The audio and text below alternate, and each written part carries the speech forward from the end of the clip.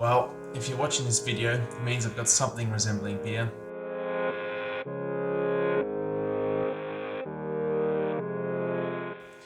Hey everyone, and welcome to the inaugural homebrew session of the channel. Now today, we are going to be brewing something quite elusive. Now what is that? That would be a dark wheat beer, and it is also one of my personal favourites. Now, scouring online beer retailers in Australia, and even a few breweries and just a Google search, will show that this beer style is basically non-existent in Australia. And the beer that we're making today, I call Midnight Wheat, which you'll see in a minute why I do call it that. And we will be doing a unique spin on a dark wheat beer. It is not quite what you might expect. Now, wheat beer, let alone dark wheat beer, might not be hitting the popularity charts here in Australia, but I am here to break down those barriers, and I am up to the challenge. And I am here to show you some of the potential of this untapped beer style. Now, if you look up the BJCP guidelines, you'll see German dark wheat beer, or Dunkelweiss.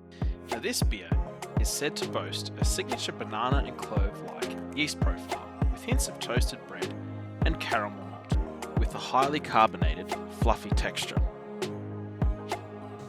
Now, the BJCP version of this beer could be achieved using grains such as caramel malts, dark Munich, and de-bittered black malts, such as Carafa. So instead of sticking strictly to tradition, we are going to go for something different. Now, when I first concocted this recipe, way back in the early days of my homebrewing adventures, I thought, what is the best way to make a dark wheat beer?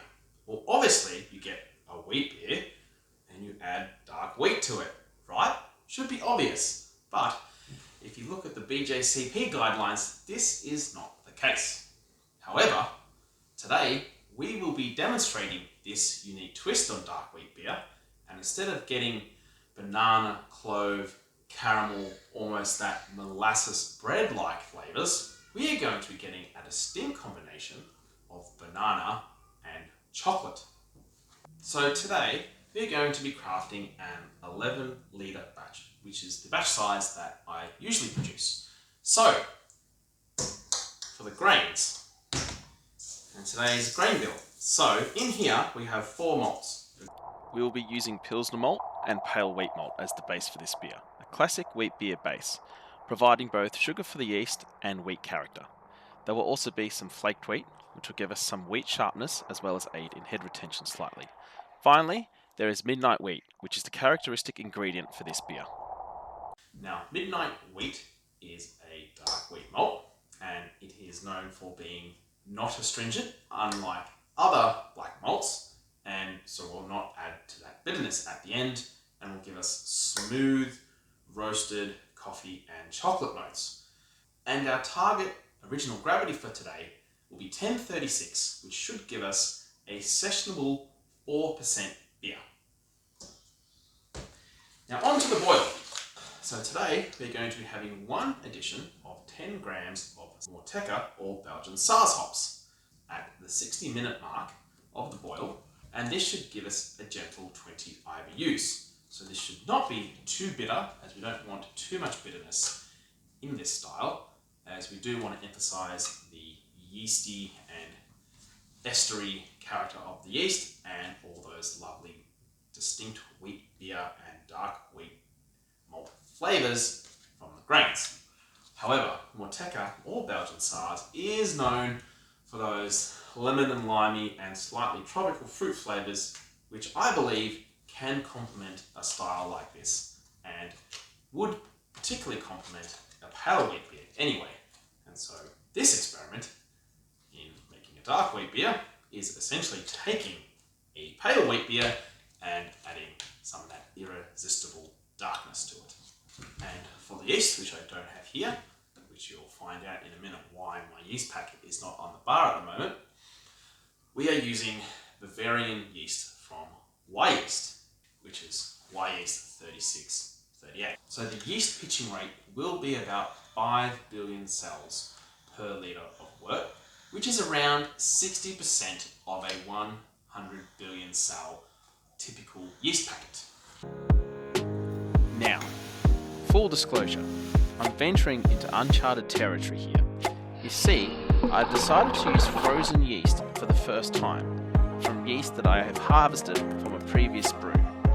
It's a bit nerve-wracking, I know, but hey, that's the beauty of homebrewing, right? Embracing the unknown. And since we are using harvested yeast, we do need to revitalise them before we can pitch them into our beer. Well, if you're watching this video, it means I've got something resembling beer. I mean, probably should have played it safe and got a fresh packet from the homebrew shop, but they were out, so, you know, what are you supposed to do? That's what the frozen yeast is for, isn't it? I'll have to make this starter and then let this starter sit for 2 days, then move it to the fridge once I see a healthy layer of yeast at the bottom. Now once it's in the fridge, I'll then try to use it within a day or two. As a quick note, the starter did fail to start initially, and I did end up putting in an additional 3 tubes of frozen yeast, probably indicating that the initial tube didn't have too many viable yeast cells. And here, I am just measuring out brewing salts to adjust the water chemistry for a dark coloured beer with balanced flavour and medium body. I've got my trusty 35 litre digiboil here, which I have filled up with 15 litres of water. So we will be having a mash volume of 15 litres today, which is usually what I use when I make my 11 litre batches. So we will get the digiboil turned on and we will get it to 50 degrees, which is the first step in today's mash. And then once we add the brewing salts, we will be ready to go.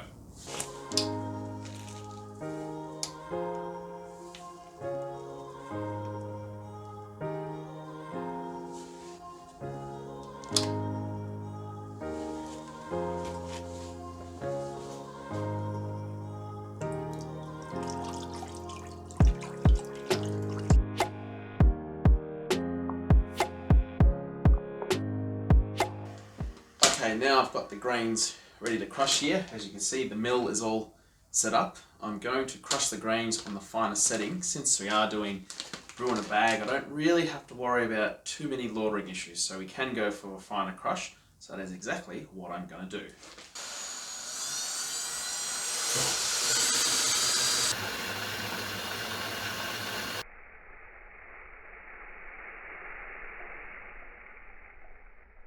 Okay, time to dive into the mash, and today we're using a step mash to try and tease all the lovely flavours out of these grains. First up, we'll kick things off with a 20-minute protein rest at 50 degrees Celsius. This step helps us break down the proteins in the flaked wheat, giving us better access to those starches hiding inside. Next, we'll ramp things up to 67 degrees Celsius and let it ride out for a solid hour. This sweet spot strikes the balance between fermentability and body, ensuring our beer has the right amount of richness and flavour. And finally, we'll give our mash a little warm hug with a quick stint at 76 degrees Celsius for about 5 to 10 minutes. This helps loosen up the wort and makes it easier for it to drain from the bag. Okay, time to crank up the heat. And to be honest, it's so friggin' cold out here right now, I reckon I could jump in this right now, because I might not look it, but it's friggin' freezing. Trust me on that one. But anyway, it is time to crank up the heat, so our mash out has finished now, so we've been going for about 5 to 10 minutes. So it is time to get the string, which I haven't actually got out yet. Tie this bag up, lift it off.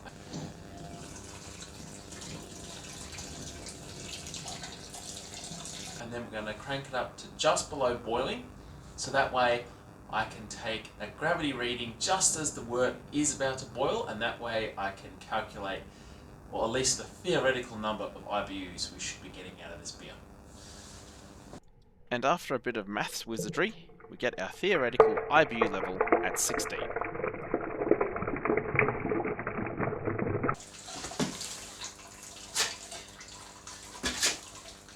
Okay, we're cranking it up now.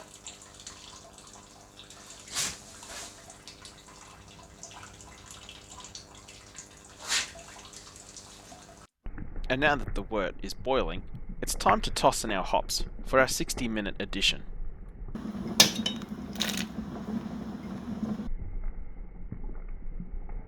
Okay, down to the final stretch now. So, we better give our yeast a bit of a boost with some yeast nutrient, as we want our yeast to be nice and healthy and make us a yummy, delicious beer. So, we're going to give them all the help we can. So this needs to go in 10 minutes left in the boil. And also, let's not forget our trusty immersion chiller. So that way we can sterilize this before we cool our wort down and have that smooth transition to our fermentation.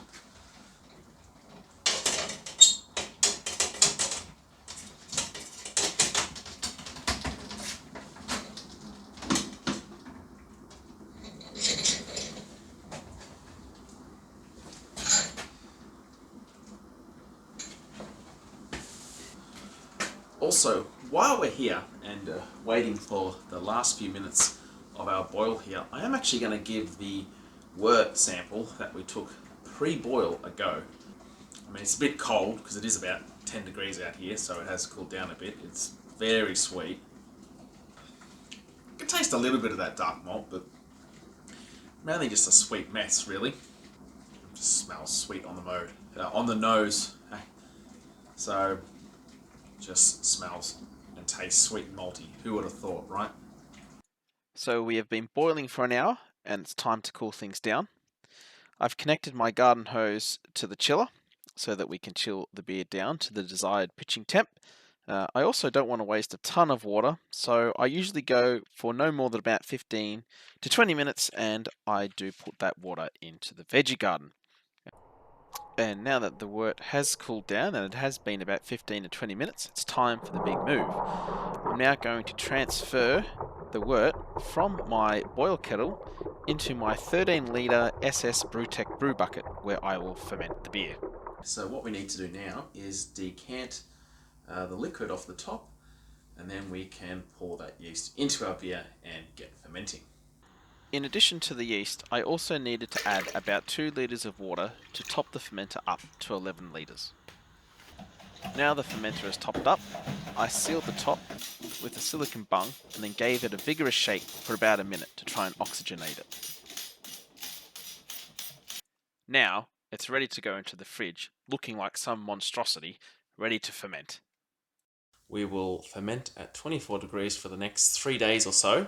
It is a little bit on the higher side, but that's okay because I want to try and tease out some of those ester flavours from the yeast. And then hopefully after 3 days, fermentation will be going, and we'll see that bubbling stop, and we'll have a look at the original, oh sorry, not the original gravity, we'll see the specific gravity getting towards the end. Raise the temperature by 5 degrees to 29 degrees just to get rid of any of those diacetyl flavours, and then after 4 days hopefully the yeast has done its job and the beer will be ready to go, in which case we will cold crash for about a day or so before packaging our delicious beer. And that is a wrap for the brewing session. Now, if you don't want to miss what happens next, and you don't want to miss how the beer turns out and the special thing I have planned in the upcoming video for the tasting of that beer, then what better way than to subscribe and here somewhere and hit the bell notification. That way you can watch that video as soon as it comes out for everyone else. How good. Now, as a final thing, here's a bit of a challenge to you. Don't forget to explore the world of craft beer, and if you do find something good and interesting or unique, don't forget to support those who bring us those good beer experiences and those who help deliver it to us. And thanks for watching, and cheers to all those beer experiences out there.